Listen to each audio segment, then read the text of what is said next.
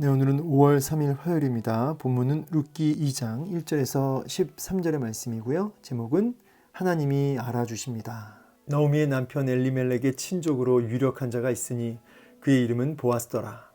모압 여인 룻이 나오미에게 이르되 원하건대 내가 밭으로 가서 내가 누구에게 은혜를 입으면 그를 따라서 이삭을 줍겠나이다 하니 나오미가 그에게 이르되 내 따라 갈지어다 하매 룻이 가서 베는 자를 따라 밭에서 이삭을 줍는데 우연히 엘리멜렉의 친족 보아스에게 속한 밭에 이르렀더라. 마침 보아스가 베들레헴에서부터 와서 베는 자들에게 이르되 여호와께서 너희와 함께 하시기를 원하노라 하니 그들이 대답하되 여호와께서 당신에게 복 주시기를 원하나이다 하니라. 보아스가 베는 자들을 거느린 사원에게 이르되 이는 누구의 소녀냐 하니 베는 자를 거느린 사원이 대답하여 이르되 이는 나오미와 함께 모압 지방에서 돌아온 모압 소녀인데 그의 말이 나로 베는 자를 따라 단 사이에서 이삭을 줍게 하소서 하였고 아침부터 와서는 잠시 집에서 쉰 외에 지금까지 계속하는 중이니이다. 보아스가 룻에게 이르되 내 따라 들으라. 이삭을 주우러 다른 밭으로 가지 말며 여기서 떠나지 말고 나의 소녀들과 함께 있으라. 그들이 베는 밭을 보고 그들을 따르라. 내가 그 소년들에게 명령하여 너를 건드리지 말라 하였느니라. 목이 마르거든 그릇에 가서 소년들이 길어온 것을 마실지니라 하는지라. 룻이 엎드려 얼굴을 땅에 대고 절하며 그에게 이르되 나는 이방 여인이거늘 당신이 어찌하여 내게 은혜를 베푸시며 나를 돌보시나이까 하니 보아스가 그에게 대답하여 이르되 내 남편이 죽은 후로 너가 시어머니에게 행한 모든 것과 내 부모와 고국을 떠나 전에 알지 못하던 백성에게로 온 일이 내게 분명히 알려졌느니라. 여호와께서 내가 행한 일에 보답하시기를 원하며 이스라엘의 하나님 여호와께서 그의 날개 아래에 보호를 받으러 온 너에게 온전한 상 주시기를 원하노라 하는지라. 룻이 이르되 내 주여 내가 당신께 은혜 입기를 원하나이다. 나는 당신의 하녀 중에 하나와도 같지 못하오나 당신이 이 하녀를 위로하시고 마음을 기쁘게 하는 말씀을 하셨나이다 하니라. 아멘.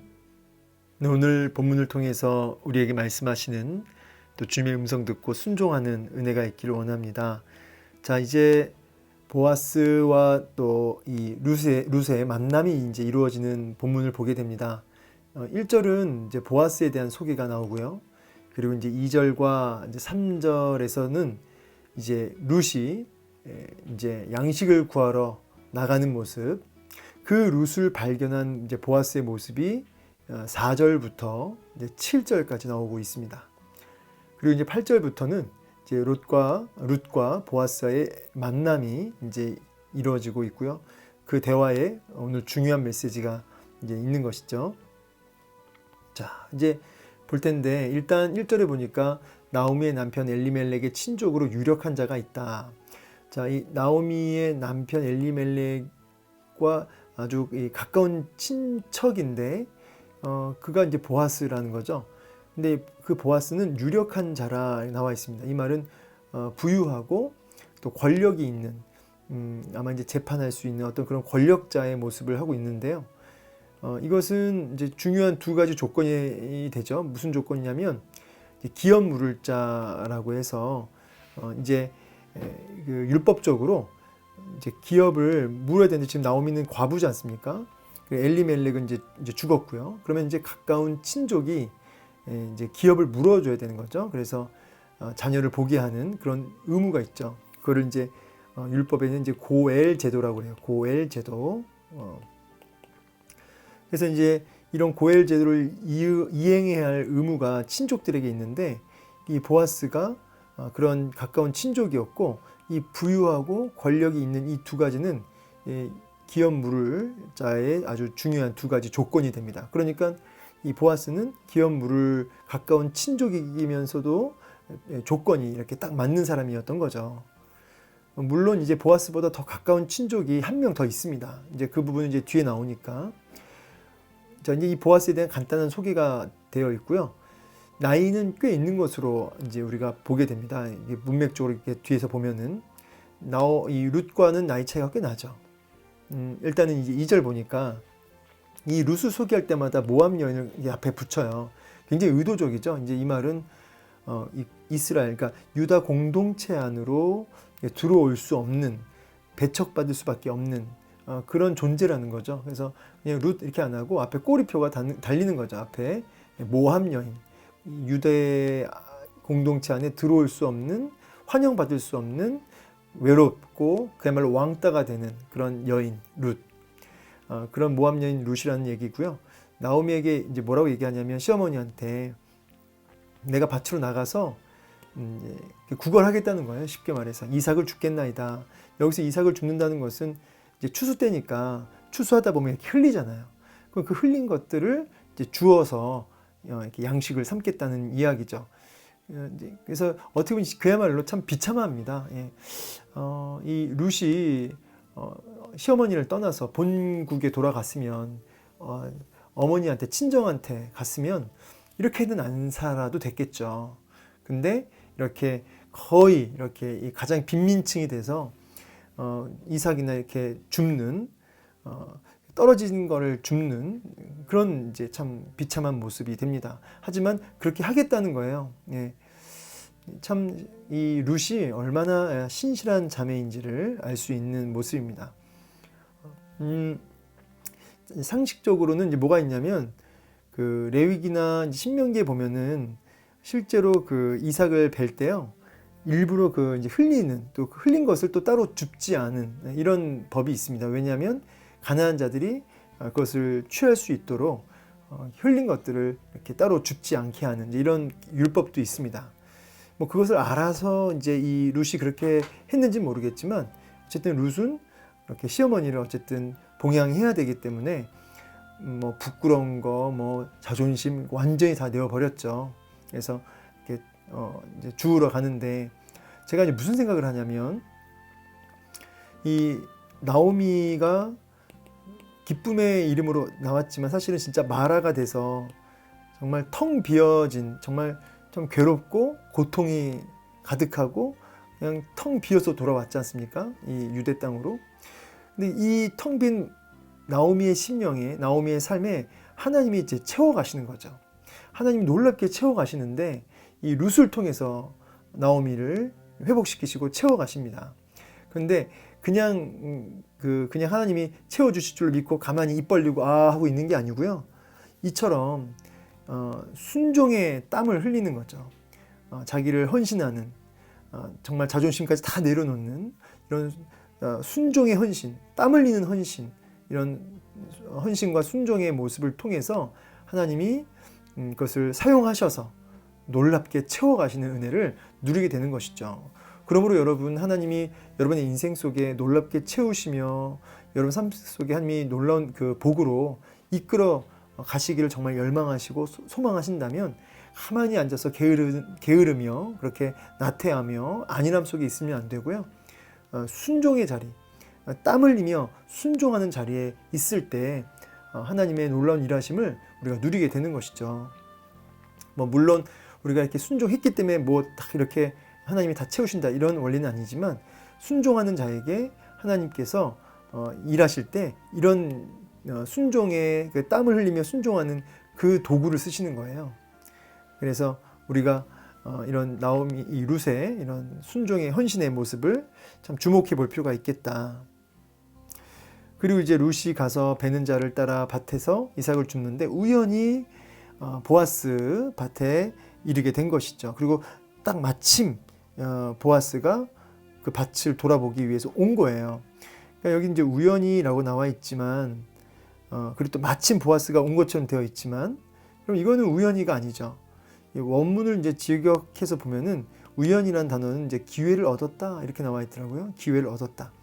그러니까 이런 놀라운 기회를 얻게 되고, 마침 또 보아스가 그것을 이제 돌아보게 되는, 보아스가 그 밭 가운데 오게 되는 이런 엄청난 타이밍들, 이런 타이밍이 우연히, 마침, 이런 단어들이 인간적인 눈에 볼 때는 그것이 우연이었고, 마침 때마침 그렇게 보아스가 온 거지만, 이 모든 것은 뭘까요? 하나님의 섭리다. 우연이라고 가장한 우연이라는 포장지 안에 사실 그 내용물은 뭐예요? 하나님의 철저한 계획과 섭리와 하나님의 뜻이 담겨져 있는 거죠. 그러니까 우연이 없다는 거예요. 근데 이제 우리가 볼 때는 겉으로 봤을 때는 그 포장지가 우연이라는 포장지로 감춰져 있으니까 그게 어쩌다 얻어 걸린 그런 것처럼 보일 뿐이죠. 그러나 이것은 하나님의 그 일하심, 하나님의 채우심의 역사, 하나님의 섭리가 있다는 것입니다. 우리 인생에도 하나님이 그 때때마다 그렇게 우연이라는 이름으로 마침이라는 어떤 그런 타이밍으로 우리 삶 속에 놀라운 기회들을 허락하시고요. 이렇게 이끌어 가실 때가 있습니다. 여러분 이제 앞으로 우리의 삶 속에 크고 작은 모든 일에 우연이 없음을 아시고 하나님의 이끄심과 또 하나님의 섭리를 신뢰하고 이렇게 주어진 기회를 믿음으로 이렇게 취할 수 있는, 전 이걸 보면서 이제 요셉 있잖아요. 요셉이 하나님을 원망하고 형들이 자기 팔았다고 하면서 또 보디발 장군에게 억울하게 그렇게 누명을 받고 그렇게 감옥에 끌려갔을 때 요셉이 하나님을 원망하고 자기를 내려놨다면 하나님이 허락하신 그 놀라운 우연이라고 하는 기회를 아마 놓쳤을 거예요. 그런데 요셉이 하나님 앞에서의 그 마음, 하나님을 향한 신뢰, 하나님을 의지하는 마음, 깨어있는 요셉, 믿음으로 서 있었던 요셉. 그래서 하나님이 때마침 바로왕이 꿈을 꾸게 하시고 그 꿈을 해몽하게 되는, 그 때마침 그 술 맡은 관원장이 또 그 감옥에 들어왔고 그 때마침 술 맡은 관원장이 요셉을 생각했던 거죠. 이런 모든 것들이 인간의 눈으로는 우연이고 그것이 마침이지만 하나님의 그 섭리였다. 그래서 우연이 없음 알고 삶의 모든 순간순간을 우리는 깨어서 믿음으로 그 하나님이 예비하신 그 기회를 믿음으로 취할 수 있어야 된다는 거죠. 그러니까 작은 일에도 성심을 다하셔야 돼요. 크고 작은 모든 일에도 우리의 마음을 다해서 죽게 하듯 그렇게 하셔야 된다는 거죠. 어떻게 일하실지 몰라요. 마침 보아스가 이제 밭에 와서 일하는 농부들을 향해서 축복합니다. 가장 큰 축복이 뭘까요? 여호와께서 너희와 함께 하시기를 원하노라. 이게 가장 큰 축복이죠. 이렇게 자기 밭에서 일하는 노동자들을 향해서 그렇게 가장 큰 축복으로 축복하는 보아스의 모습, 그리고 그 보아스를 향한 그 존경의 마음을 담아 복 주시기를, 하나님께서 당신에게 복 주시기를 원합니다 라고 하는 참 아름다운 모습을 보게 됩니다. 보아스가 부유한 자요 권력자였지만 그가 어떻게 사람들을 대했는지를 이렇게 알 수 있는 장면이죠. 보아스가 뵈는 자들을 거느리는 사원한테 이제 룻을 보고 어느 집 소녀냐라고 물어본 거죠. 그랬더니 그 사원이 이제 나오미와 함께 온 모압 지방에서 돌아온 그 모압 소녀다. 이 모압 지방이라는 말을 앞에 붙인 것도 보면은 아까도 얘기했듯이 참 이렇게 받아들일 수 없는, 그야말로 참 우리 공동체에 낄 수 없는 이런 여자가 와서 지금 아침부터 이러고 있습니다. 아침부터 쉬지도 않고 그렇게 줄곧 계속 이렇게 여기서 일하고 있습니다. 지금까지 계속 하는 중입니다. 이 말은 계속 버티고 서 있다는 얘기죠. 이제 끈질기게 포기하지 않고 서서 있는 모습. 여러분 정말 이 룻이 얼마나 참 처참할까요? 그렇지만 그런 처참한 감정 느낄 여유가 없었죠. 룻은 살아야 되니까, 어머니를 모셔야 되니까. 그래서 끈질기게 자기를 받아주지 않는 그 유대 공동체 안에서도 정말 담대하게 버티며 서 있는 겁니다. 쉬지도 않고 이렇게 버티고 서 있는데 보아스가 룻에게 다가가서 뭐라고 하냐면 내 딸아. 예, 전율이 흘러요. 왜냐하면 받아들여지지 않는 이 여자, 그러나 어머니를 모시고 살아가야 되기 때문에 인생 포기할 수 없잖아요. 그래서 버티고 서 있는데 얼마나 마음이 무너져 있겠어요. 근데 보아스가 다 보는 앞에서 이 여인을 향해서 뭐라고요? 내 딸아. 이게 받아들여진 거죠. 이 말 한마디로. 그리고 아마 이 말 한마디에 같이 일하고 있었던 농부들이 깜짝 놀랐을 것 같아요. 다 주목했을 것 같아요. 이 대화를. 아마 이 여인한테 룻에게 들으라 했지만은 이거는 그 옆에 있는 농부들도 다 들으라는 얘기가 되는 거예요. 다 주목하고 듣고 있습니다. 이삭 주우러 딴 데 가지 말라고. 응? 여기 소녀들하고 같이 있으라고. 왜냐하면 이제 여러 가지 위험한 일이죠. 남자들이 어떻게 할 줄도 모르고, 그렇죠? 예, 여러 가지로 위험 요소들이 많기 때문에 어디 가지 말고 여기 나 이 밭에서 일하는 여자 여인들하고 같이 여기 있으면서 그 이삭을 주라는 겁니다. 밭을 보고 그들을 따르라. 내가 소년들한테 명령해서 너를 건들지 말라, 귀찮게 하지 말라, 괴롭게 하지 말라. 내가 명령할 것이다. 그리고 목마르면은 소년들이 길로 물 마시라는 거. 이런 거는 사실은 뭐 율법에 있는 것도 아니고, 근데 이런 거는 일하는 그 사람들만 먹을 수 있는 물이에요, 일종의. 근데 이런 물까지도 먹으면서 일을 하라는 거죠. 이런 엄청난 혜택을 이제 제공합니다. 사람들 다 보는 앞에서. 룻이 엎드려서 얼굴을 땅에 댑니다. 그리고 나는 이방 여인이거늘. 이 말은 참 이렇게 받아들여질 수 없는 그런 참 비참한 인간이란 얘기예요. 근데 당신이 어찌하여 내게 은혜를 베푸시며 나를 돌보시나이까. 여러분, 왜 보아스가 룻을 향해서 이처럼 선대를 베풀고 또 이렇게 사랑을 베풀까요? 그게 답이 뒤에 나오죠. 뭐라고 하냐면, 너 남편이 죽은 후로 너가 시어머니 나오미에게 행한 모든 것, 그리고 너 부모와 또 친정과, 그렇죠? 고국을 떠나 전에 뭐 알지도 못하는 이 백성에게로 와가지고 어머니를 모시는 그 일이 분명하게 내게 알려졌다. 그러네. 알려졌다. 여기서 정말 중요한 메시지 하나를 이제 좀 나누자면, 이게 보아스가 안다는 거예요. 그냥 일반 사람이 아니잖아요. 힘 있는, 부유하고 권력 있는 사람이잖아요. 근데 그가 다 안다는 거죠. 여러분, 뭐 힘이 있는 사람이 아니더라도요, 그냥 제 주위에 저의 어려운 마음이나 제 힘든 상황을 이렇게 온전히 헤아려 주면 어때요? 굉장히 위로가 되는 거죠. 뭐 다른 말 필요 없어요. 안다는 거죠. 너의 감정, 너의 상황, 너의 그 어려움을 정말 헤아려 줄 때 굉장히 위로를 얻거든요. 그런데 권력 있는, 힘 있는 자가 알아줄 때는 어떻게 돼요? 실제적인 도움까지도 받으면서 정말 큰 위로가 되죠. 아마 이 알려졌다, 그 모든 일이 내게 분명히 알려졌다 했을 때 아마 룻은 그 자체로 마음의 위로를 얻었을 거예요. 자, 그런데요, 진짜 하고 싶은 얘기는 이거죠. 하나님이 아신다는 거예요. 여러분, 아무리 힘 있는 보아스라도 여러분, 하나님하고 비교할 수 있습니까? 하나님과 비할 수 없죠. 근데 하나님이 온 우주의 창조주 되시는 가장 크신 하나님이 여러분의 그 눈물과 그 처참함과 그 애씀과 그 고군분투하는 그 모든 것을 분명히 알려졌느니라. 다 알고 계신다는 거예요. 알고 계신다. 하나님이 다 보고 계신다. 알고 계신다. 여러분, 이 자체가 얼마나 우리에게 큰 힘과 위로와 격려와 소망이 됩니까? 그러면서 이 12절에 여호와께서 너가 행한 일에 보답하시기를 원한다 하면서 여호와께서 그의 날개 아래에 보호받으러 온 너에게, 자, 지금 룻이 한 행동을 어떻게 해석했어요? 룻이 친정을 뒤로하고 고국을 뒤로하고 시어머니 모시고 끝까지 쫓아온, 그래서 이 비참한 이 구걸하는 인생을 사는 이 룻의 행동을 뭐라고 해석했냐면, 여호와께서 그의 날개 아래 보호받으러 온 너에게, 하나님의 날개 아래 보호받으러 왔다. 하나님을 의지하고 하나님을 피난처 삼고 하나님 그늘 아래 숨으려고 하는, 그렇게 해석을 한 거예요. 여러분, 이 룻의 행동이 하나님을 철저하게 의지했던 행동이다, 이렇게 해석해 주는 겁니다. 그러면서 하나님께서 너에게 그 상 주시기를 원한다라는 축복까지 합니다.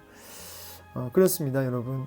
우리가 이 룻처럼 하나님 앞에 이렇게 보호받으러 하나님을 피난처 삼고 하나님을 그늘 삼고 그분 앞에, 그분 안으로 들어가려고 할 때 하나님이 이렇게 놀랍게 채우시고 놀랍게 그 영혼을 책임지시는 역사들을 경험하게 되는 겁니다. 그래서 시편 말씀에 여호와를 의지하는 자는 결단코 수치를 당하지 아니하리라. 여호와를 의지하고 보호처로, 피난처로 삼는 자에게는 결단코 수치를 당치 않는다 그래요. 그러니까 룻이 아마 이제 주마등처럼 참 서러운 마음이 있었겠죠. 남편 죽고 시어머니 모시고 오는 여정부터 이 공동체 안에 들어와서 정말 어울릴 수 없고 뭐 혼자 얼마나 외로웠겠어요.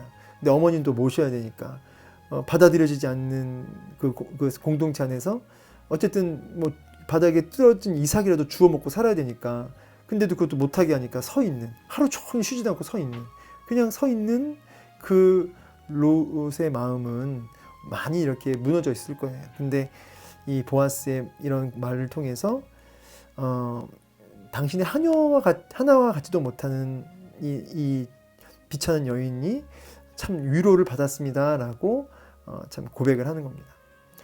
예, 여러분 오늘 말씀을 통해서 이 고단한 이 룻의 마음이 위로함을 받은 것처럼 여러분의 고단한 마음이 위로받기를 원해요. 여러분의 그 고단하고 지친 마음이 위로받기 원합니다. 이 위로는 사람이 주는 위로도 이렇게 기쁨이 되고 소생하는 힘을 얻게 되지만 하나님이 주시는 위로 받으면 어때요? 그냥 순간적인 위로가 아니라 근본적인 위로가 되는 것이죠. 이런 근본적인 위로, 오늘도 하나님이 분명히 알려줬다. 너의 그 고통과 아픔과 너의 그 모든 것을 내가 분명히 알고 있다라고 하시는 그 주의 음성을 기억하면서 오늘도 여호와를 나의 보호처 삼고 그분의 그 날개 아래로 피할 수 있는 여러분과 제가 되기를 원합니다. 하나님이 보고 계신다는 거죠. 하나님이 알고 계신다는 거죠. 여러분 그래서 우연이나 마침 이런 말씀처럼 오늘도 이렇게 하나님을 의지하고 하나님이 알고 계시는 그 하나님 앞에 하나님 의지하는 오늘의 삶이 되었을 때 우연이 없는 놀라운 하나님의 섭리와 기가 막힌 타이밍으로 여러분의 삶을 이끌어 가실 줄로 믿습니다. 감사합니다.